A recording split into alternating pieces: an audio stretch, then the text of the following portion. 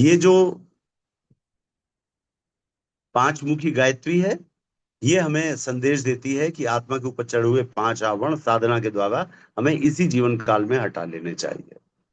गुरुदेव ने लिखा है कि जो ये पांच आवरण है, अन्नमय कोश, प्राणमय कोश, मनोमय कोश, विज्ञानमय कोश, और पांचवा है आनंदमय कोश।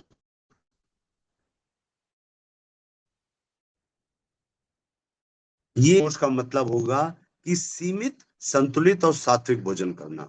प्राणमय कोश का मतलब होगा साहस, संकल्प, पराक्रम को अपनाना। मनोमय कोश का मतलब होगा श्रेष्ठ ही देखना, श्रेष्ठ ही खोजना और श्रेष्ठ ही सोचने विचारना। विज्ञान में कोश का तात्पर्य होगा संकीर्णता छोड़कर विशालता के साथ जुड़ना। आनंद में कोश का अर्थ होगा सादा जीवन, उच्च विचार, बालकों जैसी निश्चलता, हर किसी अवसर पर आनंदित रहना और हार जीत में हंसते रहने वाला प्रज्ञावान मनुष्य बनने का प्रयास करना। अर्थात हार जीत में हंसते रहना मतलब गीता में भगवान श्री कृष्ण ने जो कहा है, समत्वम योग उच्यते, सम रहना सीखें। आपका अपमान हो रहा हो या आपकी बड़ाई हो रही हो, आप दोनों में सम रहें। एक उदाहरण याद आता है, स्वामी योगानंद ने एक दिन अपने पिताजी की पासबुक देख ली। सन 1900 के आसपास की बात होगी। उनके पिताजी रेलवे के बहुत बड़े अफसर के पद से रिटायर हुए। आप सोचिए, सन 1900 के आसपास उनके पिताजी की एक पासबुक कहीं पड़ी हुई थी, ऐसे ही मामूली कागजों में। उसमें 1.25 लाख रुपए थे, सन 1980 में। तो सॉरी, 1900 के आसपास, 1900 के आसपास स्वामी योगानंद ने लिखा, हम लोग बच्चे पिताजी के पास गए, पिताजी आपकी पासबुक में इतने सारे पैसे पड़े हैं बैंक में, आपने कभी बताया नहीं। तो उन्होंने कहा, बेटा इसमें बताने की क्या बात है, रिटायरमेंट के समय पे ये पैसे मिले। तो उन्होंने पूछा बच्चों ने कि इतने पैसे क्यों मिले आपको। तो उन्होंने कहा कि कंपनी ने कहा आपने बहुत मेहनत से काम किया है, इतनी मेहनत आप करते थे कोई सामान्य आदमी कर नहीं सकता, और आपके ऑफिसर रहते, रेलवे कंपनी को बहुत फायदा हुआ। उन दिनों जो भारत में रेलवे कंपनियां होती थी, छोटी छोटी होती थी। पता लगा पश्चिम बंगाल में जो रेलवे चलती है वो एक अलग कंपनी है, उत्तर प्रदेश में जो रेल चलती है वो अलग कंपनी है। तो जिस कंपनी में वो बड़े अधिकारी के पद से रिटायर हुए, उसने उन्हें 1.25 लाख दिए, लेकिन उन्होंने अपने बच्चों तक को नहीं बताया, और ऐसे ही लाके पासबुक डाल दी। तो ये सम रहना है। बहुत जरा सी खुशी मिल गई उछलने लगे, जरा सा दुख आया रोने लग गए। तो ये आपको छोड़ना पड़ेगा, तब आप आनंदमय कोश को साधने की ओर अग्रसर होंगे। तो आइए, हम लोग पढ़ रहे थे विज्ञानमय कोश। विज्ञानमय कोश में हम लोगों ने पढ़ा कि विज्ञानमय कोश को साधने के लिए जो साधना बताई गुरुदेव ने, उसके लिए उन्होंने कहा कि विज्ञान में कोश के लिए वायु साधना करनी पड़ेगी। और वायु साधना में उन्होंने बताया कि आप अपने नाभि चक्र पे ध्यान दें। अगर आपका स्वर बायां चल रहा होगा तो नाभि चक्र के बाएं हिस्से में आपको चंद्रमा की तरह से पीला प्रकाश, शांत प्रकाश, स्थिर प्रकाश दिखाई देगा।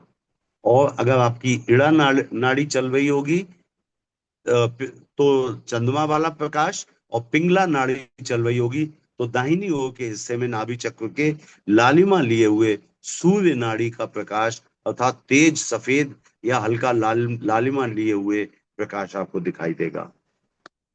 मुख्य बात यह है कि हमें जिस समय इड़ा से पिंगला में या पिंगला से इड़ा में स्वर का परिवर्तन होता है, तो कुछ अल्पकाल के लिए सुषुम्ना नाड़ी एक्टिवेट होती है।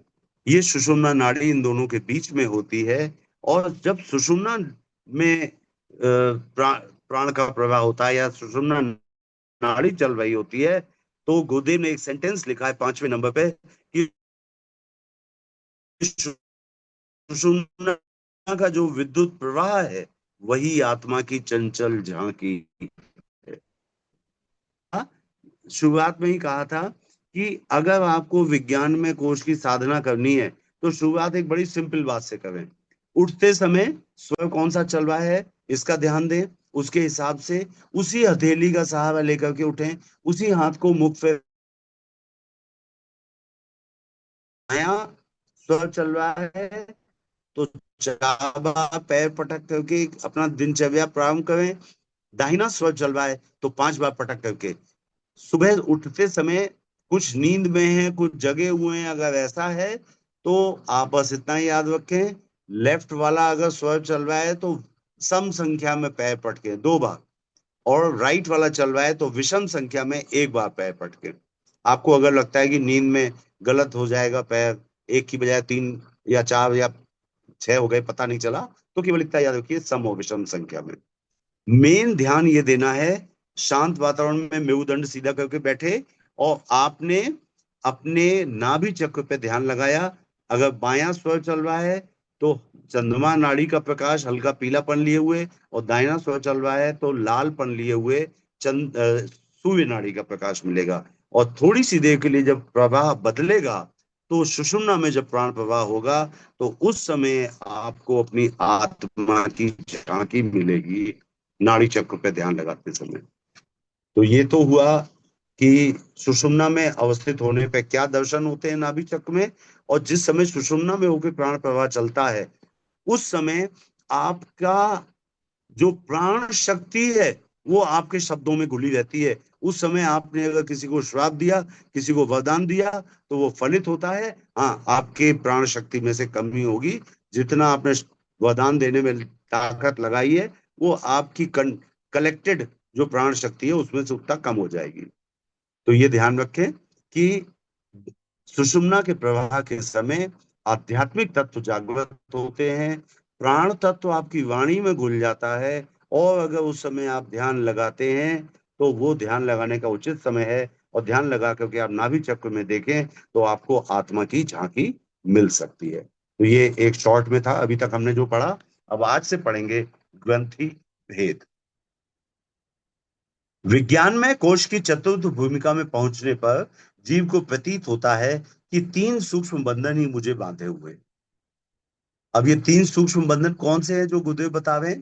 देखिए, 5 कोश तो हो गए जो आत्मा के ऊपर कवरिंग्स हैं।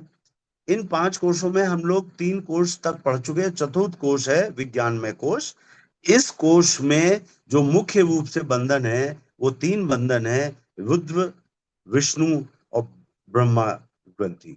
ये रुद्र ग्रंथि, विष्णु ग्रंथि और ब्रह्म ग्रंथि जो हैं, ये तीनों इस विज्ञान में कोश में स्थित हैं। इनकी जो स्थिति है वो आप समझ लीजिए। और विज्ञान में कोश की जब भूमिका में आप पहुंचेंगे तो जीव को प्रतीत होता है 3 सूक्ष्म बंधन ही मुझे बांधे हुए हैं। 5 तत्वों से शरीर बना है। इस शरीर में 5 कोश हैं। गायत्री के ये 5 कोशी 5 मुख हैं। इन 5 बंधनों को खोलने के लिए कोशों की अलग अलग साधनाएं बताई गई हैं।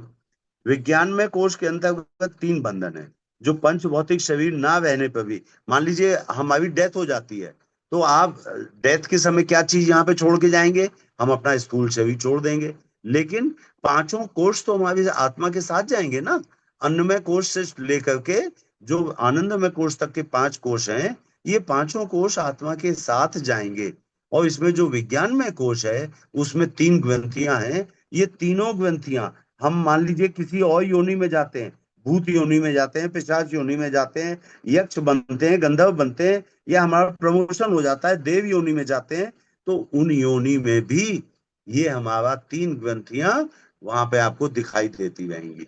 उस समय क्योंकि आप सूक्ष्म शरीर में होंगे, तो आपको अपने विज्ञान में कोश की तीनों ग्रंथियां क्लियर दिखाई देंगी।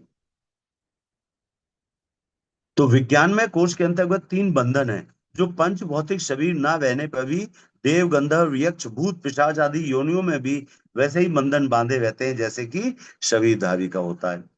ये 3 बंधन ग्रंथियां रुद्र ग्रंथि, विष्णु ग्रंथि, ब्रह्म ग्रंथि के नाम से प्रसिद्ध हैं। इन्हें 3 गुण भी कह सकते हैं, क्योंकि रुद्र ग्रंथि का मतलब तम।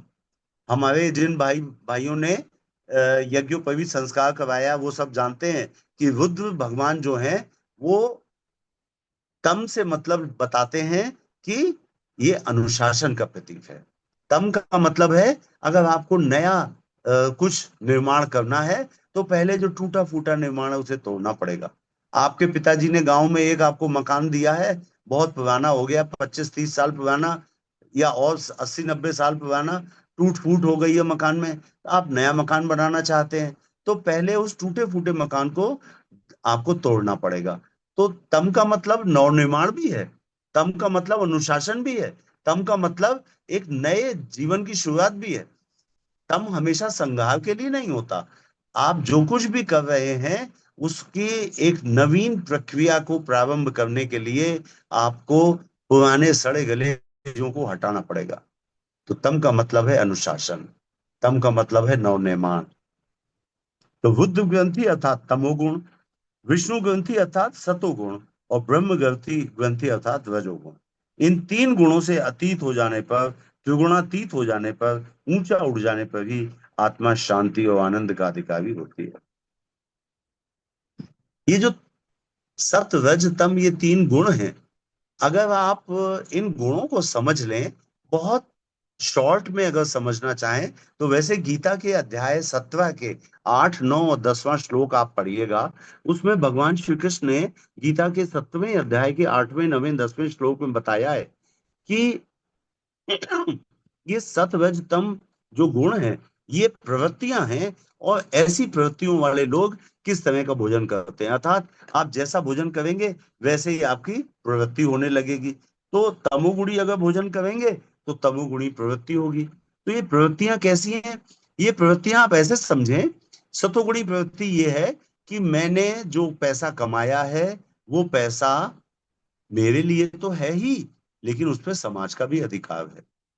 ईश्वरचंद विद्यासागर एक महान व्यक्तित्व हुए भारतवर्ष में। वे 500 रुपये महीना कमाते थे, किंतु 50 रुपये महीना अपनी पत्नी को देते थे, और 450 रुपये महीना गरीब बच्चों की पढ़ाई पे खर्च करते थे। और ये हुई सतोगुणी प्रवृत्ति। तो सतोगुणी प्रवृत्ति का मतलब, जो कुछ आपने कमाया वो आपका तो है, किंतु समाज का भी उस पर अधिकार है। आने वाले समय में आप देखिएगा, वो दिन दूर नहीं, हम सब देखेंगे कि जब पवन पूज्य गुरुदेव के सपनों का भारत बनेगा, तो ऐसा हुआ करेगा कि प्रत्येक शहर की जनसंख्या नापी जाएगी, कितने लोग रहते हैं शहर में, और जितने मकान बने हैं उन मकानों का कारपेट एरिया नापा जाएगा। उन मकानों के अंदर कितना कंस्ट्रक्टेड एरिया है, उतने लोगों से भाग दे दिया जाएगा। और प्रत्येक घर में एक आइडियल एरिया कितना होना चाहिए व्यक्ति के पास, वो निकल के आएगा। मान लीजिए 10 फीट बाई 10 फीट का एक कमरा 2 लोगों के लिए निकल के आता है, और आपके घर में 6 कमरे हैं, तो विश्वास मानिए कि एक राजकीय आपके लिए जारी होगी कि आपके घर में जो 5 कमरे हैं वो अतिरिक्त हैं। आप बताइए, हम आपको लिस्ट भेज रहे हैं, आप कौन से 10 लोगों को अपने उन 5 कमरों में रखना चाहें।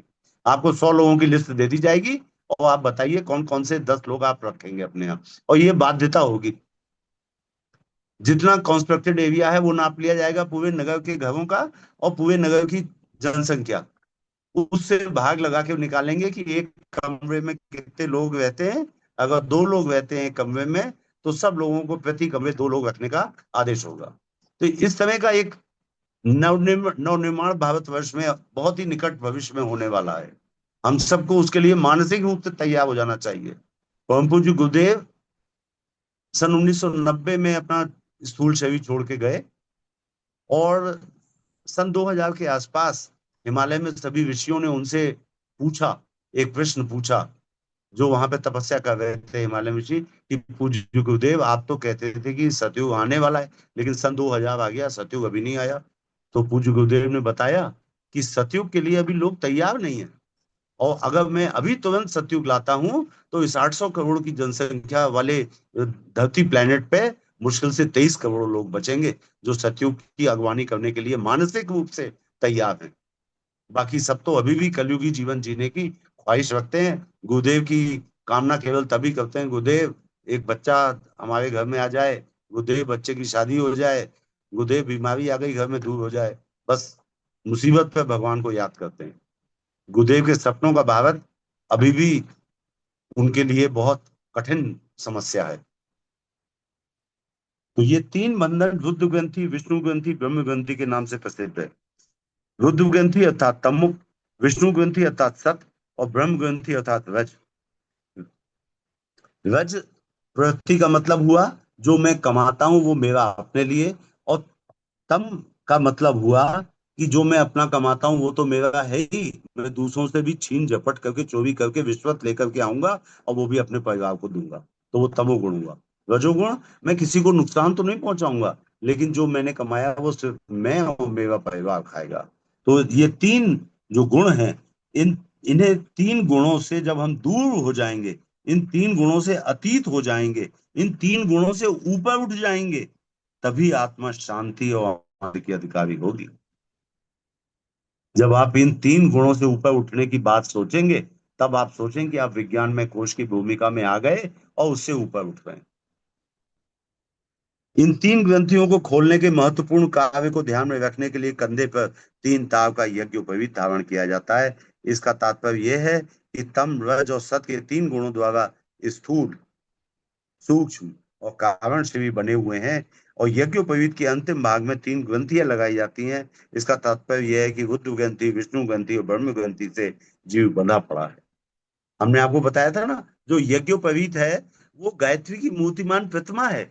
अर्थात जैसे भगवान राम की, भगवान शिव की मूर्ति की पूजा करनी है आपको, तो आपको देवालय में जाना पड़ेगा। वहां पे पत्थर की मूर्ति होगी, आप उसका अभिषेक करें, आप उनका पूजन करें। लेकिन ऋषियों ने कहा कि गायत्री की पूजा तो सदा सर्वदा करनी पड़ेगी, हर क्षण। क्योंकि गायत्री क्या है? गयान प्राणान त्रायते स गायत्री।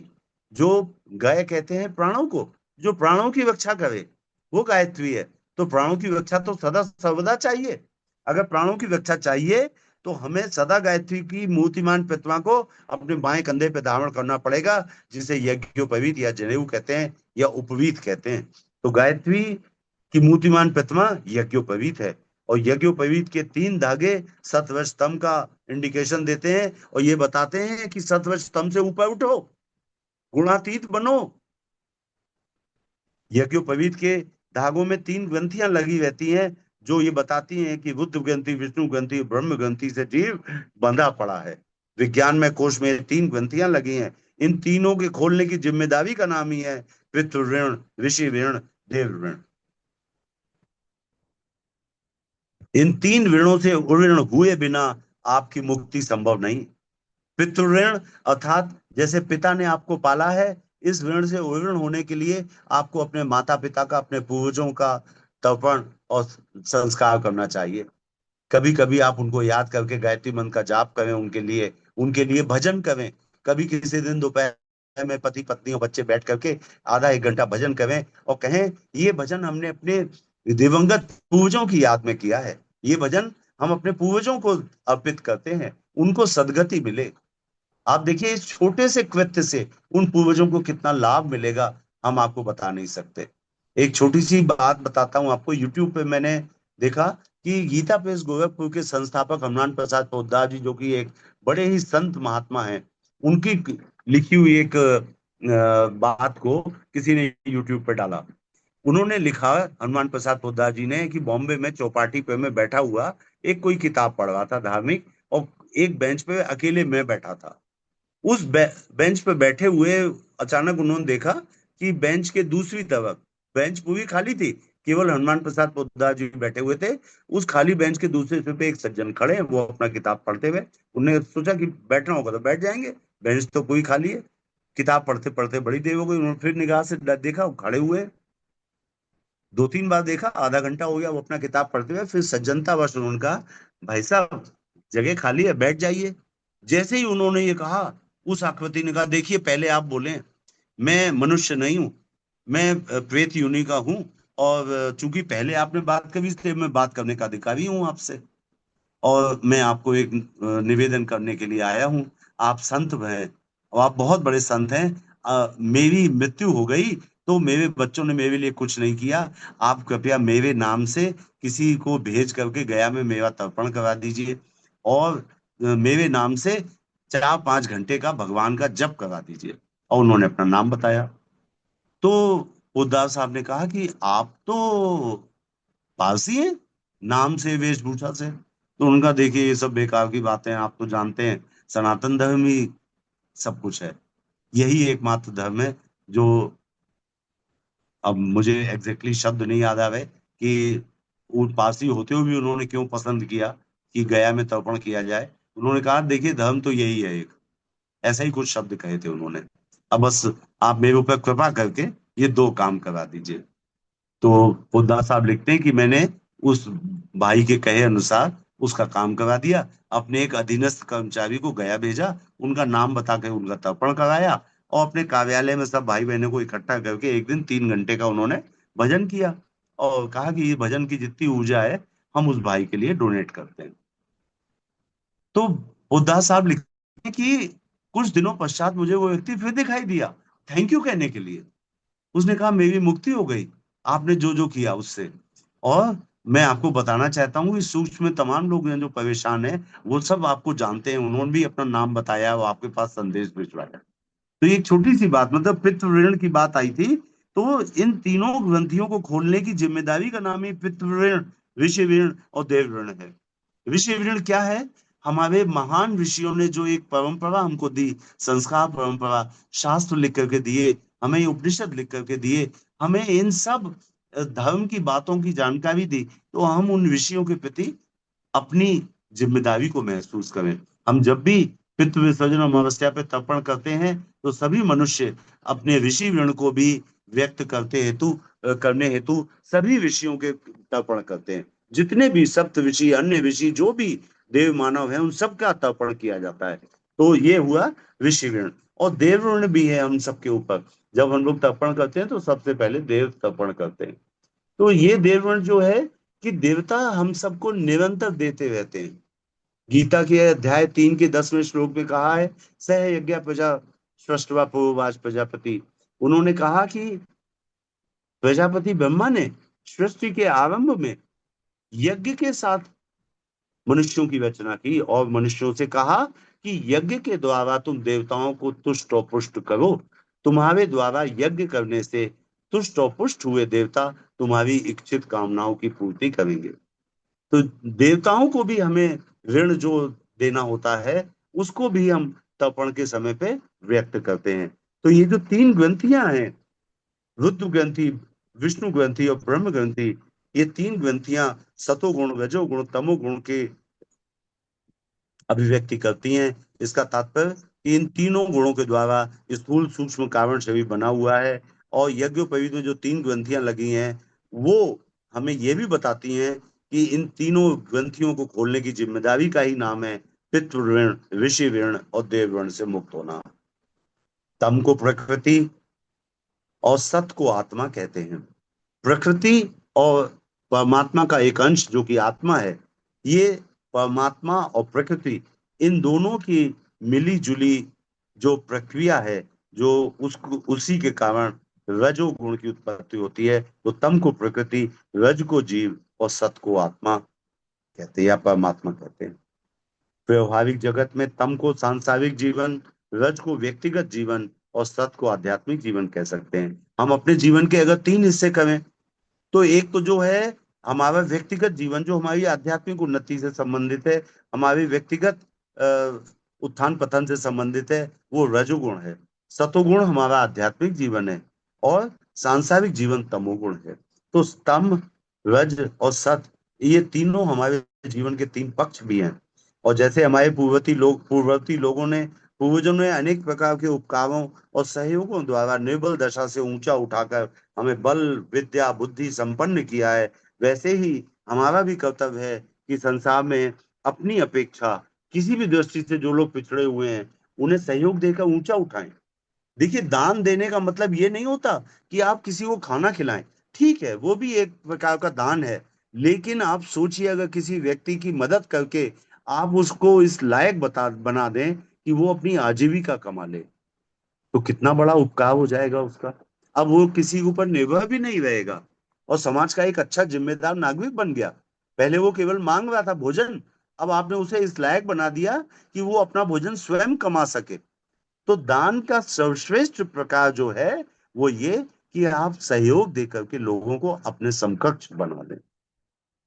यज्ञ जब हम लोग पढ़ाते हैं, जब हम लोग क्षेत्रों में काम करते थे, तो यज्ञ के विषय में जब लोगों को बताते थे, तो यज्ञ के लिए कहते थे, यज्ञ शब्द यज धातु से बना है और इसके 3 तात्पर्य हैं। दान देना, दान देने में जो मुख्य बात बताते हैं वो ये कि आप भोजन का दान न दीजिए, आप पैसे का दान मत दीजिए, आप व्यक्ति को शक्ति का दान दीजिए, आप व्यक्ति को।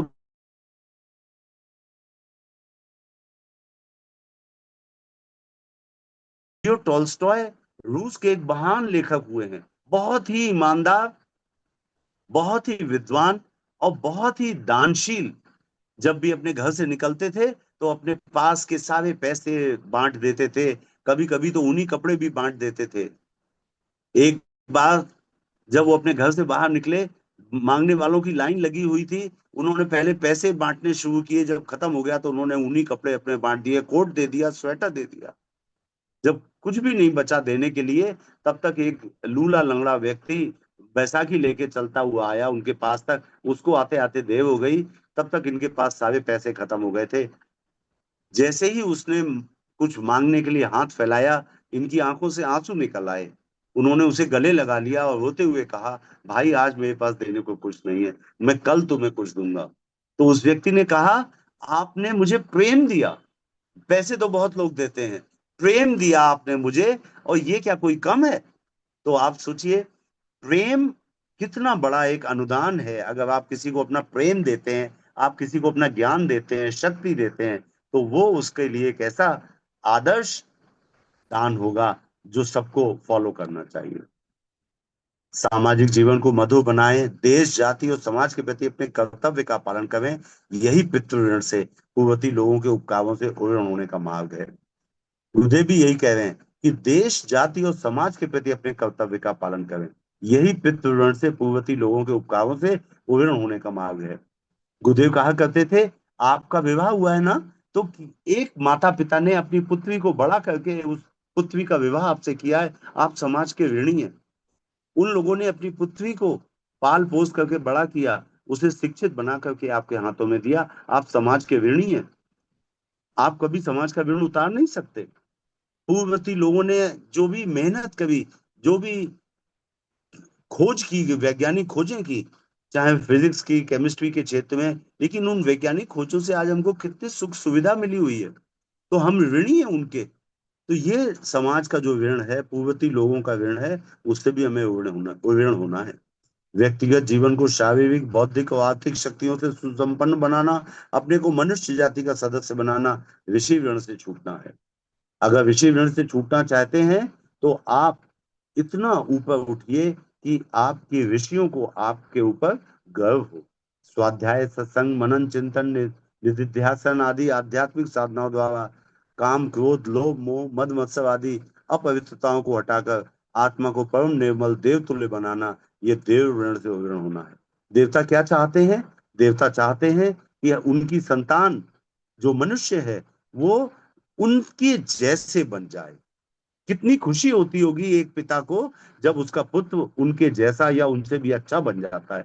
तो सोचिए, इसी खुशी को वो देवता भी चाहते हैं हमसे, कि अगर हम लोग साधना स्वाध्याय के द्वारा, सत्संग मनन चिंतन के द्वारा आध्यात्मिक उन्नति इतनी करें कि हमारे जितने षड्विपु हैं, काम, क्रोध, लोभ, मोह, मद मत्सर, ये षड्विपु, ये अपवित्रताएं हमारे चिंतन चरित्र व्यवहार से हट जाएं और आत्मा परम निर्मल देवतुल्य बन जाए, तो ये देव ऋण से ऋण होना। आइए, आज के लिए इतना ही, शेष हम लोग आगे पढ़ेंगे। तब तक के लिए सभी को प्रणाम। ओम शांति, शांति, शांति।